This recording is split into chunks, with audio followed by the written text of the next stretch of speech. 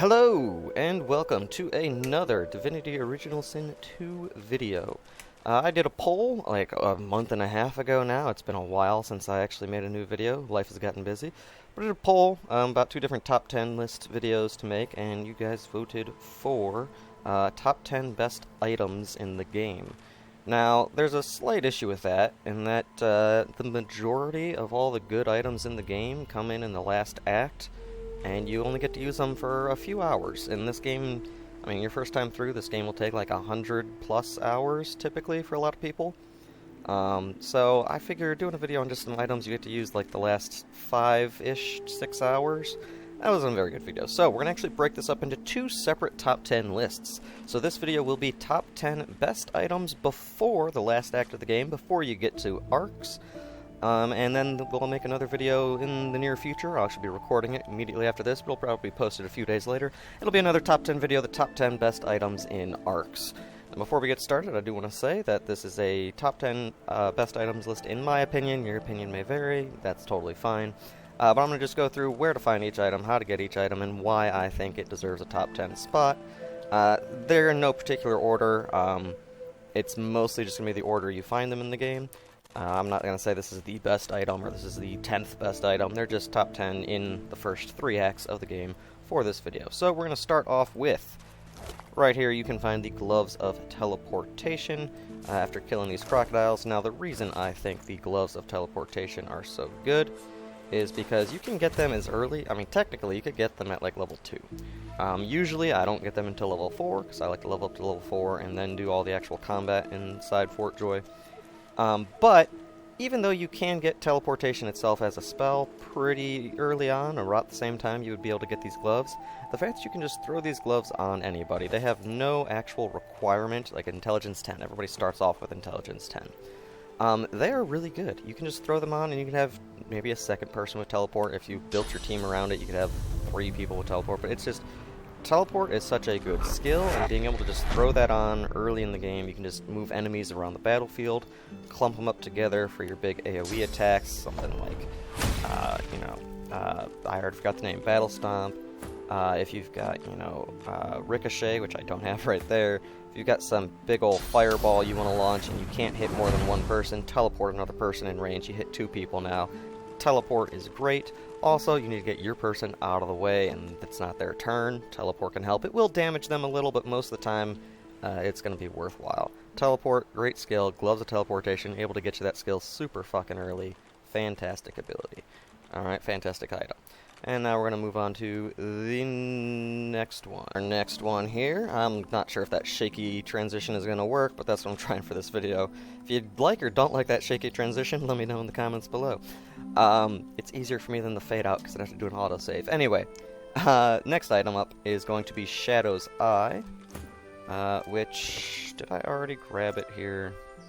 These are all old saves, so nope, I did not grab it. So you're going to come up here. You need Ivan in your party with this, and you need to have done Ivan's personal quest line up till here, which is very easy. You need to read a note that he starts with, talk to a magister who's mentioned by name in that note, and then I think you just come and talk to this guy. I don't think he has the Griff thing. I always talk to Griff and just kind of skip through the dialogue.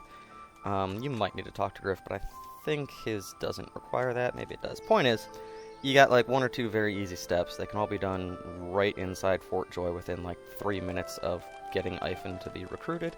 Even if you don't want Ivan in your party, I think it's a good idea to dismiss a party member, talk to him, do all that stuff real quick, and then get over here.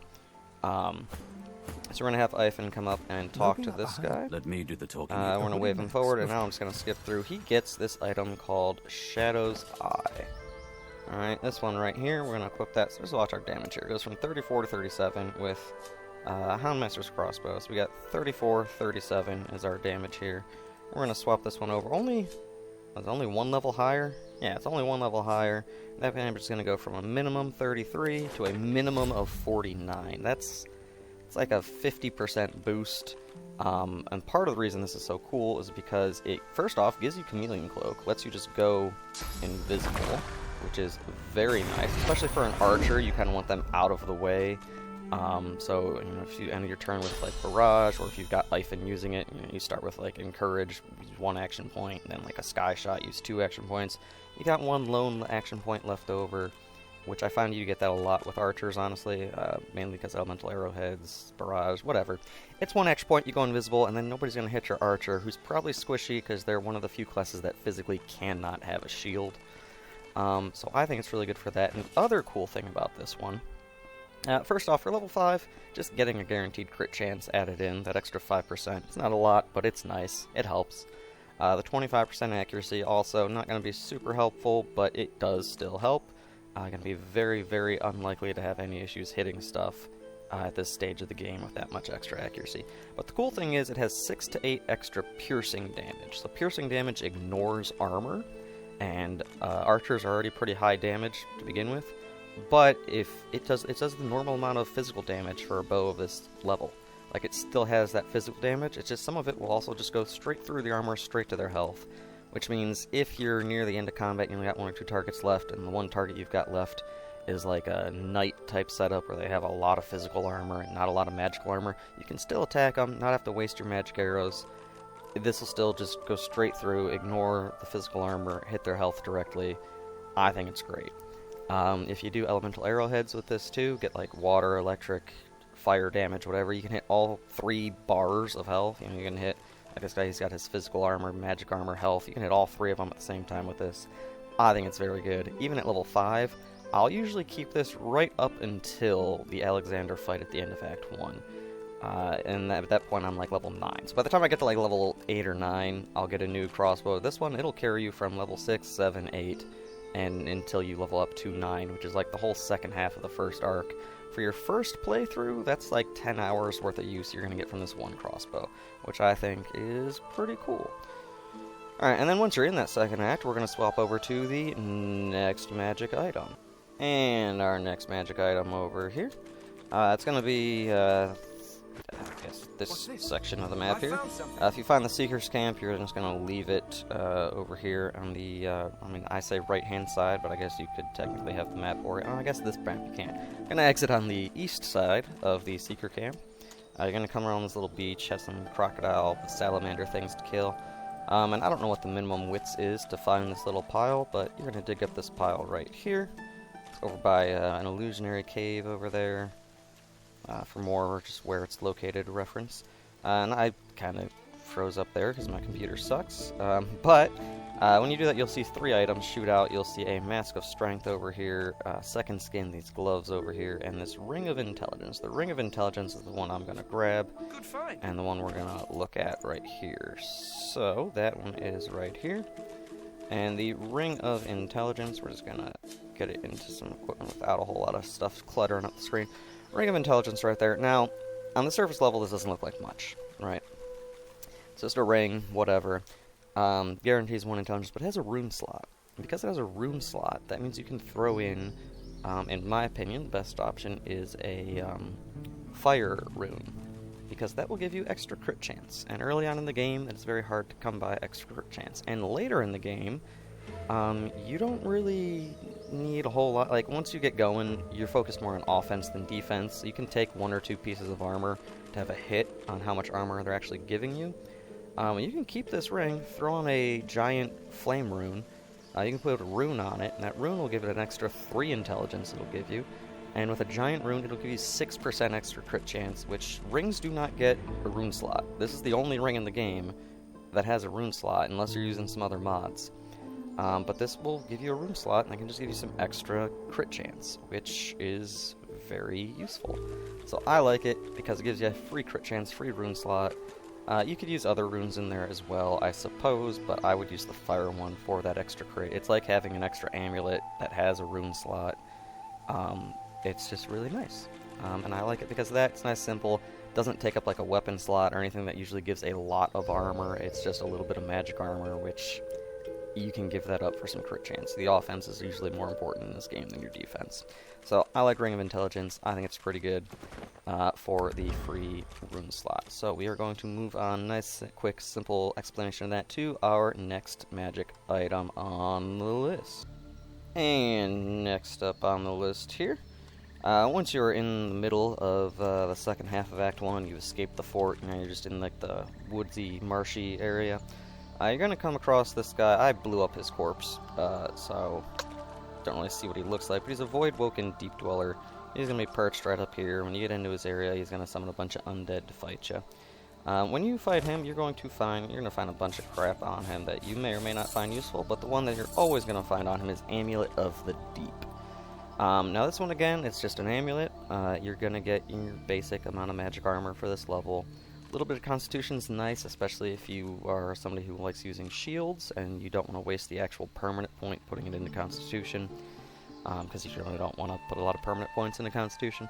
But the main reason I like this is that one of the biggest difficulties in running a glass cannon build is that you're always getting stunned and frozen and knocked down. And you can throw this on a glass cannon character if you have a enchanter type build in your party, and you don't ever need to worry about them accidentally getting stunned. They will never lose a turn because they're being stunned if they are wearing this. It will not happen, just makes glass cannon builds so much easier to run, especially because I like running glass cannons as rogues because they get just a lot of movement options. They can usually make use of those extra AP. It's just, I like it, and they're melee characters, and I like mixed party setups, so there's usually a lot of electrified water all over the place.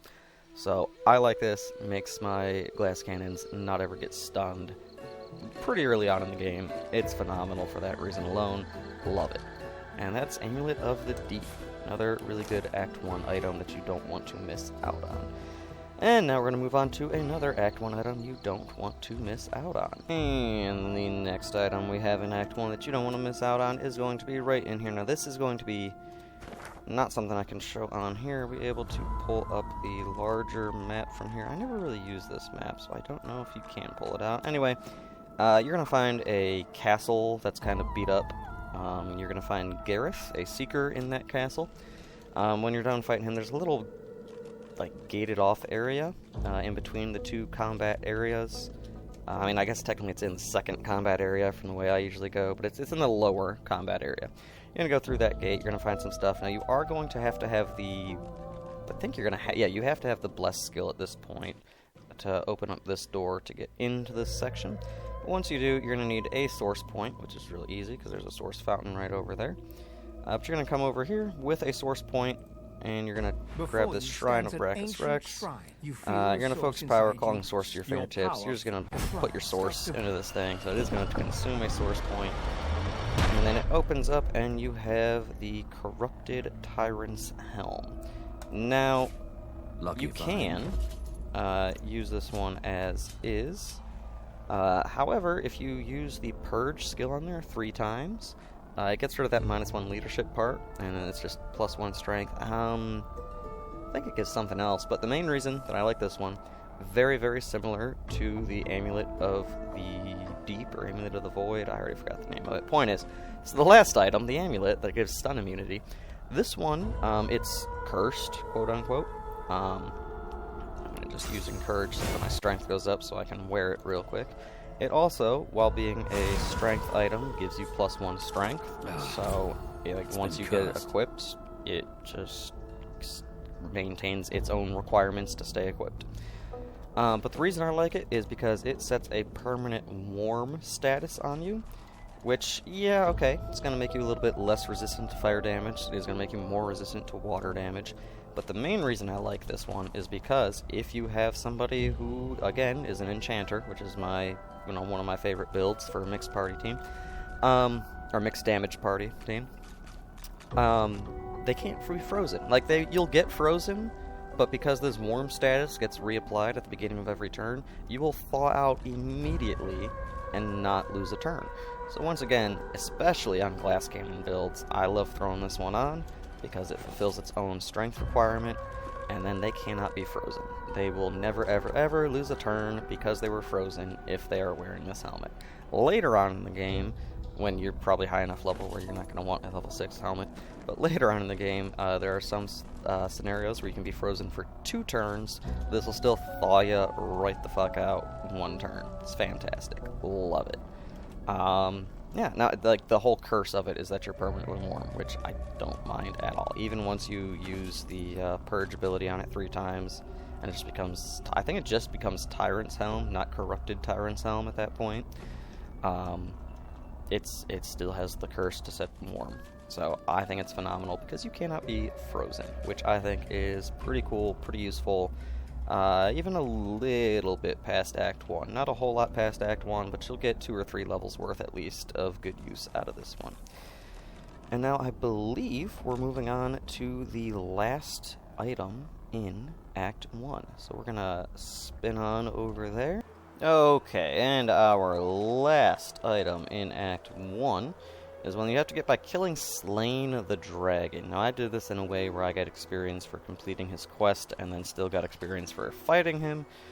So his body is currently in this lizard form, rather than the big dragon form, because he probably morphs himself into a blue lizard, kind of the opposite of the Red Prince's red lizard. Anyway, once you defeat Slain the Winter Dragon, he will always drop Fang of the Winter Dragon. This is a level 9 sword in Act 1. Act 1 is balanced around the idea of you ending it at level 8. So getting a level 9 item in Act 1 is pretty nice. It's got cleave damage, great for a spark build like what I've got here. It's got +1 strength, +1 intelligence, +1 warfare, +1 hydrosophist. Has a chance to set chilled on enemies, which has a chance to freeze them if they're already chilled or wet. And then it's got a 10% extra crit chance, does a little bit of water damage, your standard physical damage for a weapon that level. It's great. It's got a little bit of everything.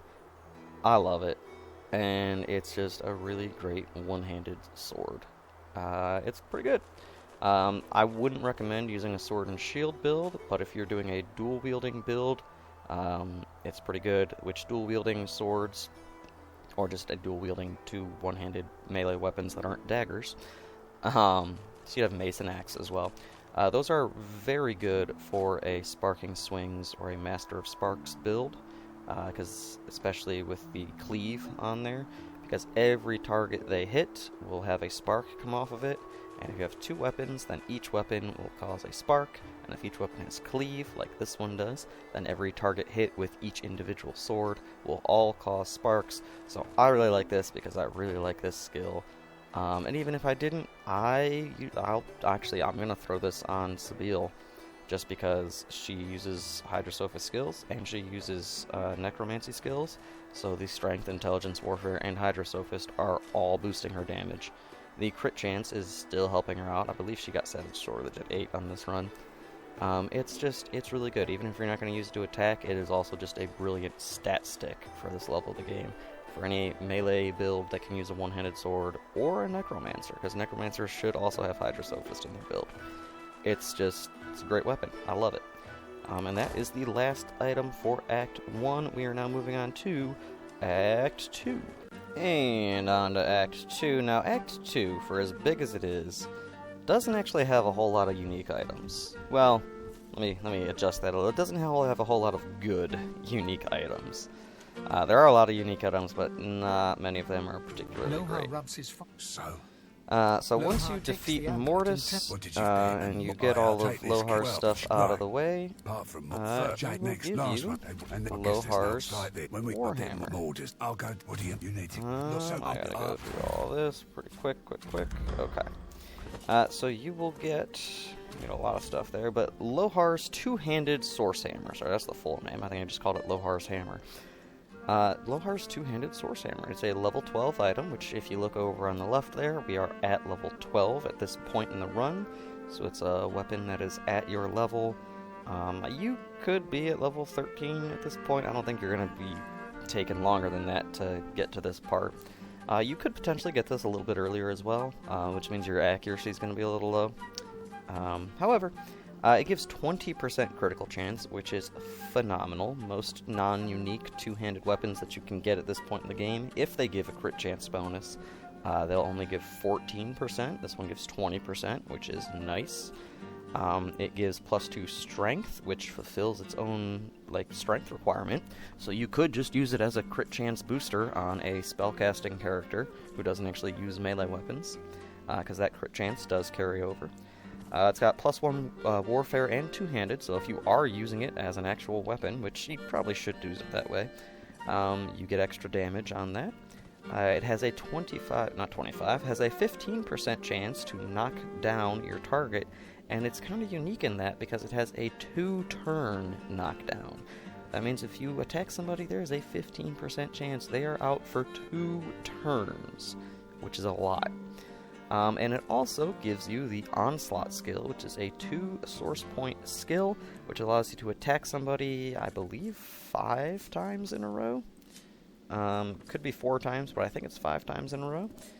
We could just, strength not high enough. Gotta hit ourselves with Encourage here first. I don't know why Fame's disconnected from the party. This was a save from a couple weeks ago. 5 times. So it does cost 4 action points, so it'll be like probably your whole turn, unless Executioner procs or you have Adrenaline, or if you're a Glass Cannon or Lone Wolf. But in most circumstances, it's going to be all of your action points. But it attacks 5 times. Now that damage is really low because I have 12 strength on this character, so that damage will be much higher on somebody who's actually using it. This one's also good with a Sparkmaster build because it's 5 hits back to back to back to back, which means you'll get 5 sparks coming off. Skills like that, it doesn't matter if you're using one-handed weapon or two-handed weapons, or one weapon, 2 weapons, doesn't matter. It's still gonna be 5 sparks. So I like it. It's a good weapon. It does not have cleave, which is my one issue with this, but for the 20% crit chance, fulfilling its own strength requirement, 2 turns of knockdown, it's really good. And I believe that 2-turn knockdown, actually, if you use something like Battle Stomp, like it treats Battle Stomp as if it has the 2-turn knockdowns. You can hit somebody with Battle Stomp, and some of them will be down for a turn, some will be down for 2 turns. It's really nice. It's got a pretty big range on Whirlwind as well. Like, you can get a lot of people knocked down for 2 turns. Again, it's a 15% chance, so you'll probably get like 1 or 2 people max, but it is still very nice. If you use that Onslaught, though, it's almost definitely going to knock the person down. Alright, so that is our first item in Act 2, and we actually only have one more item in Act 2, and we're going to hop on over there right now. And on to our next item, we got to come up to Blood Moon Island. Island? No. Blood Moon Island. I always call it Blood Moon Isle, but it is Blood Moon Island. Alright, so this guy right here, Basatan the Wishmaster, he's over by the Advocate and his gang. For spoiler reasons, I'm not going to say why you're over here or what you're doing over here. But Basatan the Wishmaster has a unique item in his inventory. There are 2 ways you can get that here. Well, I guess there's 3 ways. The 2 ways I was thinking of is you can sneak, and you can go pickpocket him, which I'm not going to do because I don't want to accidentally get caught while doing a video. So you could sneak, pickpocket from him. That's probably your better option if you're, able to talk to a bunch of these guys, get them to turn away from Basatan and actually pickpocket him with low risk, and then just waypoint out of there. The other option is to go into his inventory and buy it. So the unique item in question is Emrak. I don't know how to pronounce. I think it's Emrak is how you say that. But no matter what level you are at, he will always sell this as a level 15 item. This just is level 15. Some stuff you buy from vendors that are unique items will be whatever level you are when you first talk to that vendor. Not this one. This one is always level 15. Which means you can arrive on the island. If you look right now, the current armor I have that's comparing to is level 9. You can get on the island, like the Act 2 island, and then make your way over to Blood Moon Island without any combat, mind you. Like, you don't have to fight anything on the island to get here. So you could get this level 15 chest armor at level 9 or 10 when you first get in Act 2. Which is insane, just like the armor value. I mean, look, it's giving 3 times as much magic armor. Still not a lot, because it's a strength-based armor, but it's giving you 3 times the amount of magic armor that I currently have. And it's giving me over 4 times the amount of physical armor I currently have. And that is a good piece of armor up to level 15. That's basically, you can get this armor, and it doesn't quite fulfill its own strength requirement, but it gets 2 and you need an extra 3, so it does most of that. And you just give it to a character, and they will have a chest piece that is good for the whole of Act 2. Technically, by the end of Act 2, you should be 16 or 17. But you could still have this at level 16. It's not going to kill you to have level 15 armor at level 16. If you get to 17, yeah, maybe swap it out. But you could have this armor the entirety of Act 2. A lot of usefulness, like long-term usefulness, a lot of armor. You get it early enough to where it is very good when you get it, and by the time you're ready to get rid of it and upgrade, you're not upgrading a lot. It's still pretty good. And then it's got a rune slot, so you could put a rune frame at this point in the game. Tarquin sells those. Don't kill Tarquin on the boat. But Tarquin can sell you rune frames, I believe, as soon as you get to Act 2. Maybe you have to get a certain level, maybe 12 or 13. But you can put a rune slot in there with a Masterwork rune, and you can get an extra couple of strength, and then it fulfills its own strength requirement. Put it on literally any type of character, you get a lot of physical armor. And if you have a shield character that you don't want to invest a lot of Constitution in, it gives you 3 Constitution as well. Very, very good piece of armor you can get and use for basically the entirety of Act 2. Like, we are at level 12, and I could get that right now. Oh god, I'm level 12 in this part, and I only had level 9 armor. That's awful. Anyway, very good armor. You should definitely get it. And I guess the third way you could get it is you could just kill him. It will drop on his corpse. I have occasionally gotten it that way. Usually on accident when I initiate combat. I'm like, oh, whoops, I guess I'm doing this now. But, yeah, so you can steal from him, buy it from him, or kill him and take it off his corpse. Either of those 3 will work to get MRAC. Very good chest armor. And now we're going to move on to Act 3 over here. Alright, so this item is in Act 3, which is the shortest act of the game. Now, technically, Act 3 is the 3rd and 4th island, but I hate that, and I call it 4 acts. So, the 3rd island, which I'm calling Act 3, shortest island in the game. You can skip a lot of stuff if you're not careful. Like, you don't need to do nearly as much as you're able to do to get past this island and move on with the story. But you're able to get up to 19 before leaving this. You'll usually start at 16 or 17, depending on how thorough you were on getting everything done in the first 2 acts. But when you get to the 3rd act, there is a cave kind of along the beach. You gotta go kind of, not out of your way, but you just gotta explore the beach a little. You'll find a cave. Cave looks like this. It's not a very big one. You come in up here. There's a little walkway down there. And over here in this little pedestal, I already did the fight so that we could save some time. But on this pedestal, in that middle square right there, there will be a sword sitting in that pedestal. Sword and stone type of setup. And it will be somewhere right here. The Eternal Stormblade. Oh, look at that. Sabine still has Fang of the Winter Dragon up at level 17 because it's got a lot of good stats, and she doesn't need a good weapon because she's a spellcaster. Anyway, Eternal Stormblade. Very good item. It gives a 15% crit chance, which for a one-handed weapon is very good. Most of them that you buy are going to give you 5 or 7% crit chance, and most unique one-handed items in the game, they'll give you 10% crit chance. This one gives you 15, which is very nice. It does a little bit of air and physical damage, so it's got that extra, elemental damage if you are interested in that.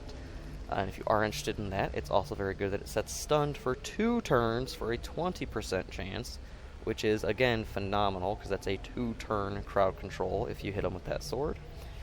Shocked for 1 turn, which if they're already wet, great, they'll be stunned for 1 turn, but if you get the stun on there, it is 2 turns, and that's actually the more likely outcome with the way those chances are divvied up. The really unique thing about this one is it gives you 3 extra memory points. That is 3 extra memorized skills that you can use. That is fantastic. I love that. 3 extra skills you can use. Don't need to invest points into memory. It's great. It's fantastic. The 6th initiative is really nice too.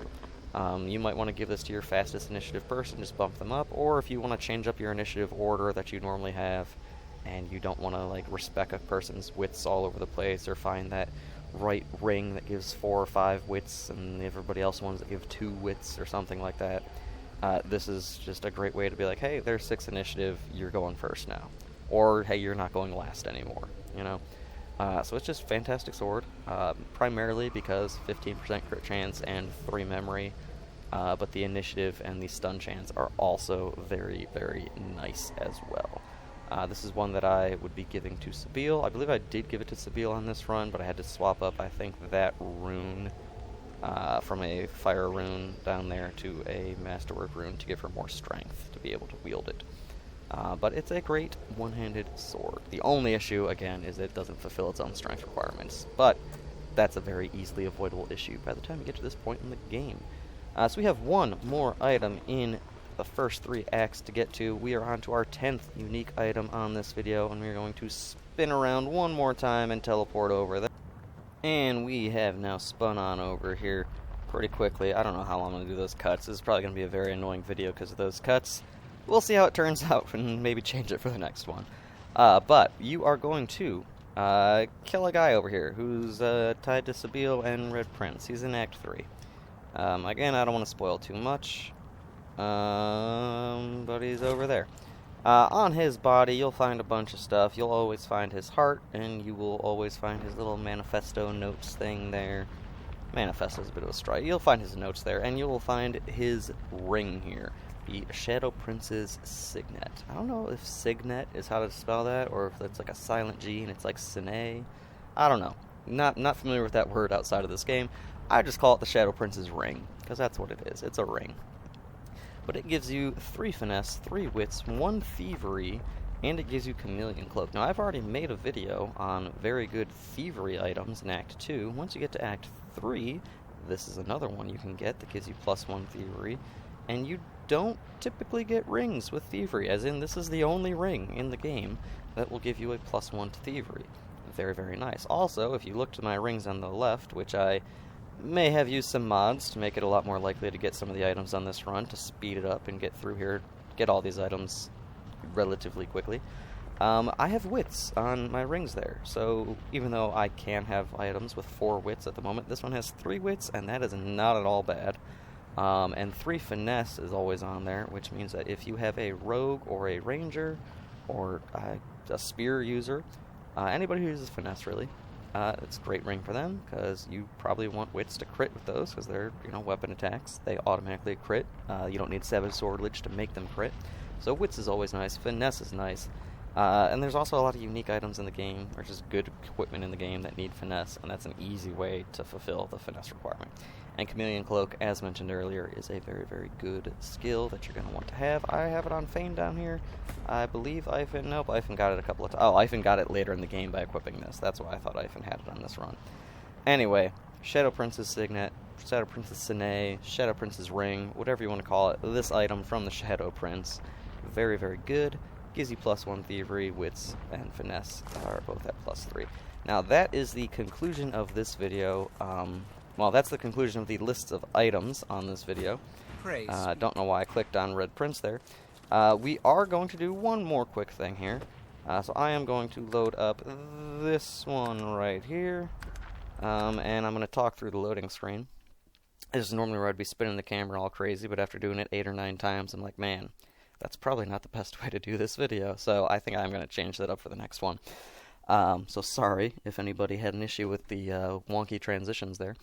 But all these items are good for a little while, but you're going to outlevel them, and a lot of them have the issue of their armor being very low once you get a couple more hours into the game, and you're not going to be able to use them very efficiently. Now, as I showed right there, Sabille still had Fang of the Winter Dragon a whole act and a half later.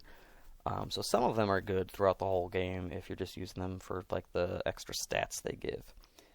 But there is a character in the game who you find in Act 2 who is very, very useful when you have equipment that you really like, but you're upset that you outleveled it. Now, there is a gift bag mod that does this kind of trick automatically. I like using another mod that just does it without having to do all the weird stuff the gift bag makes you do. But there's a character where you can sell him items, and then when you get to Act 4, Arcs, which is where all the rest of the items for the second video will be located, when you get to Arcs, all the items in his inventory will level up, regardless of what level they were when you sold them to him. And that character is Fletcher Corbinday. You find him in the Lone Wolf Camp in Act 2, so when you find him, if you get somebody with decent persuasion, talk to him, tell him to join you on your ship. And then when you do talk to him, you can, before Act 4, want to make that very clear, sell him any of the unique items, or any really of the items at all that you want to keep and use later on in the game, because they will level up. So over here we now have Eternal Stormblade, not at level 16, but at level 18, so it's got a little bit more damage on it there. Some of these items, the stats will go up, some of them they won't. It just, some do, some don't. Particularly things like Warfare. I don't know, Warfare does go up, or does it? Let's find out. Over here, right, okay, Fang of the Winter Dragon, perfect example. Things like Warfare and Hydrosophist, that chunk of the character sheet, those skills will not increase. Things that are just your ability score or attribute score, strength, intelligence, finesse, constitution, those ones will go up from this thing, from this little trick. Again, all you do, sell him to this guy, he'll be on your boat, if you convince him to go to the boat. And then when you get to Act 4, when you get to Arcs, go back into the Lady Vengeance, go into the mid-deck, he's right there.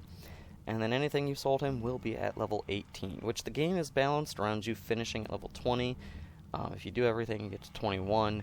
I've seen people online be like, no, I got to level 22. I don't think in the current finalized state of the game you can get to 22 without mods, which you can use mods, no harm there. I use mods a lot because I've been playing the game for 5 years pretty consistently, need to mix things up. But so my point is, if you finish the game at level 20, having some level 18 gear is not terribly underleveled. You'll probably find some stuff that'll be better, but if you're really fond of some of these items, or if you're playing on Classic or lower, I always play on Tactician, but if you're playing anything lower than that, level 18 gear will be fine. So Lohar's Hammer now, a lot more damage. The crit chance is still there, Warfare two-handed still there, but the strength goes up as well. So damage and strength goes up. Shadow's Eye, boom, damage numbers all go up. We got MRAC, instead of being level 15, it's level 18, so it's really just a solid chess piece. There's nothing special about that one. Tyrant's Helm, now it's got +2 strength. It also has the +1 leadership, not negative leadership. It's got Shackles of Pain, but it still sets warm, so you can still use it on glass cannons. Ring of Intelligence is given 3 intelligence, still can use the rune slot, but now you're not missing out on the extra, like, 140 armor. Gloves of Teleportation, which with actual stats, well, I say stats, armor stats, could be useful. Same with Amulet of the Deep. If you've got a glass cannon, this is a really easy thing to just throw on, and boom, don't have to worry about being stunned. That's what, 1, 2, 3, 4, 5, 6, 7, 8, 9. The Shadow Master's ring, unfortunately, it's a flagged item that you cannot sell, so that one you cannot do this trick with. But you can do it, and these items were not in this video, but there are the Relics of Rivellon sets. You can, in fact, sell them to Corbin Day, and he will level them up. So these are typically level 8 gear, I believe, and they are all now the armor values bumped up to level 18. So that is another cool trick you can do. I also did that with the other relic armor set that you can get completed before Act 4 and sell them to him on time. So these are typically level 14. They're now at level 18. Again, none of the actual blue number buffs have changed, but the actual armor amount you get from them will go up. So all these items, even though they're only good for a little bit of time, if you keep them, sell them to this guy, you can get them right back, level 18, you can get another couple hours of good use out of them.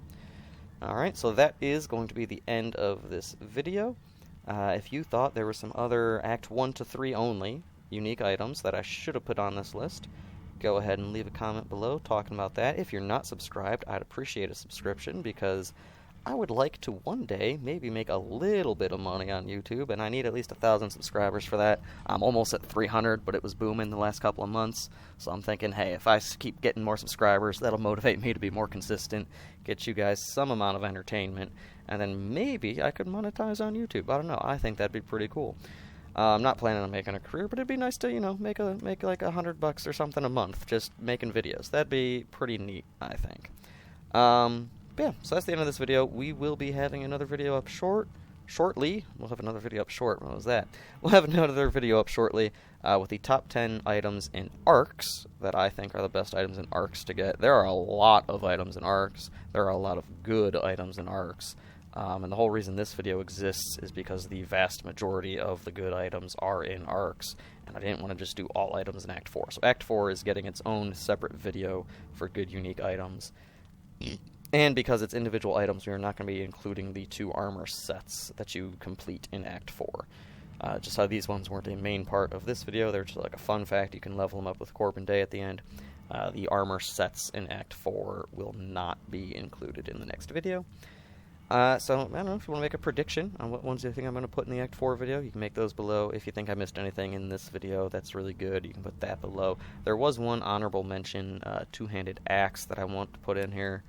I don't know if I still kept it or not, but it has a guaranteed chance to set chilled, which if you have a mixed damage party, you can freeze a lot of people with that one. But that's such a niche use, I didn't include that one. Anyway, we're going to wrap up this video because I've been rambling for a few minutes now and I don't want to do that. So if you haven't subscribed, please subscribe. And if you like top 10 videos, because apparently the algorithm does, I'm going to have another one out for you guys within the next couple of days here for Act 4 unique items. So until that video's out, have a good time. I will see you in the next one.